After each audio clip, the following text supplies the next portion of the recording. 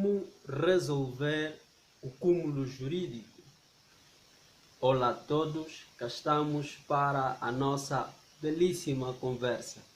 Pois é, como resolver o cúmulo jurídico?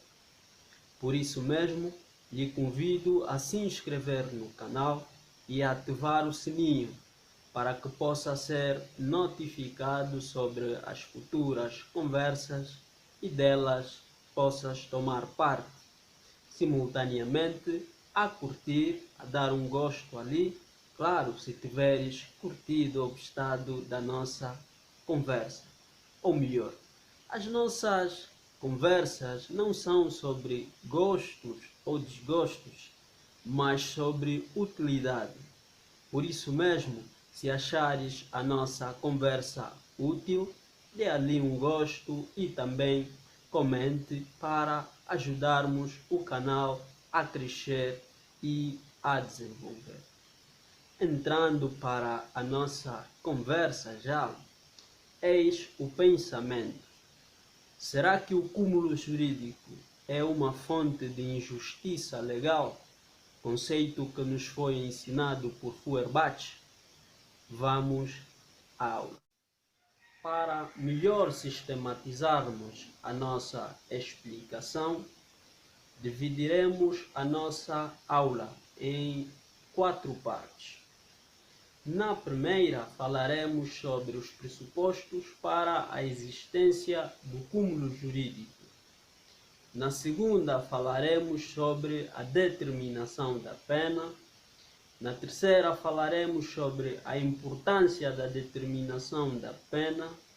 E, por último, apresentaremos a primeira parte da resolução do cúmulo jurídico.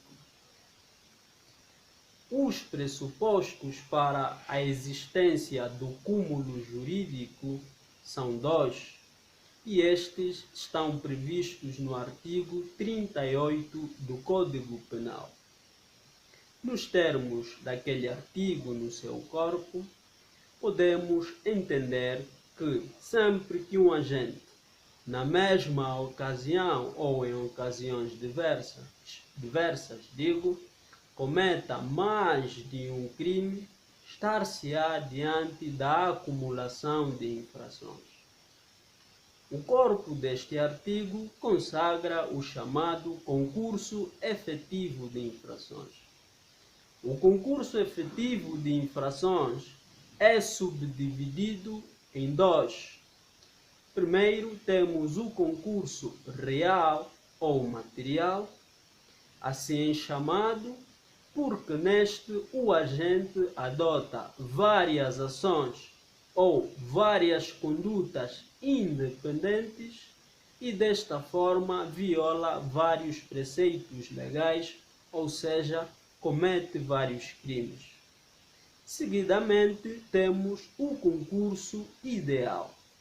Neste, o agente adota um único comportamento, uma única conduta, e, mediante esta, viola várias vezes o mesmo preceito penal. Assim se chamará concurso ideal homogêneo, ou se, mediante uma só ação, violar vários preceitos penais, dir-se-á que estamos perante um concurso ideal heterogêneo. O segundo pressuposto é a não existência de condenação ou de uma sentença com trânsito em julgado condenatório.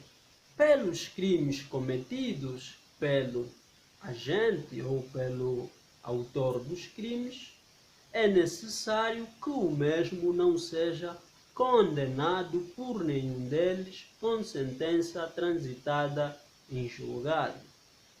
Estes elementos são cumulativos, isto é, devem necessariamente existir os dois para falarmos de cúmulo jurídico. A par do cúmulo jurídico ou da pluralidade de infrações do concurso efetivo, existe o chamado concurso aparente, que tem previsão legal no parágrafo único do artigo 38 do Código Penal, bem como o crime continuado, que são figuras afins ao concurso efetivo. Se confundem com concurso efetivo, mas, claro, são diferentes daquele. Não vamos falar delas agora, pelo menos agora, não é? Mas se quiser já sabe que pode sugerir nos comentários. Passando agora para a determinação da pena, na esteira do professor Figueiredo Dias, podemos entender a determinação da pena como um processo mediante o qual se fixa a espécie da pena, bem como a medida cabível a um caso concreto ou num caso concreto. Se é um processo, traduz a ideia de fases, e são estas fases que estaremos aqui a falar.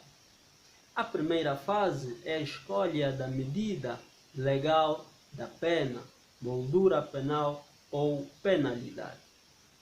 Para encontrarmos a moldura penal da pena, basta subsumir o facto ao tipo. Por exemplo, se estivermos diante de um homicídio, partindo dos factos, devemos ter a certeza de que alguém matou ilegitimamente outrem. Desta forma, iremos à parte especial do Código Penal e encontraremos o artigo 349, que prevê uma penalidade de 16 a 20 anos. Num segundo momento, ou numa segunda fase, existe a chamada escolha da espécie da pena. A escolha da espécie da pena é uma fase eventual, porque só se verifica sempre que a penalidade for compósita. Esta é chamada quando a sua estrutura é constituída por duas espécies de penas, em que a aplicação de uma leva ou afasta a aplicação doutra. São chamadas de penas compósitas alternativas. Caberá ao julgador escolher se aplicará a espécie de pena de prisão ou então de multa. Mas, ao fazer essa escolha, deverá se guiar pelos princípios do direito penal, nomeadamente da prevenção geral ou da prevenção especial. Fica melhor dizer pelos fins do direito penal. E também pelo princípio da prevalência pelas medidas não detetivas em prejuízo das medidas detetivas. Depois temos então a última fase, que é a determinação concreta da pena.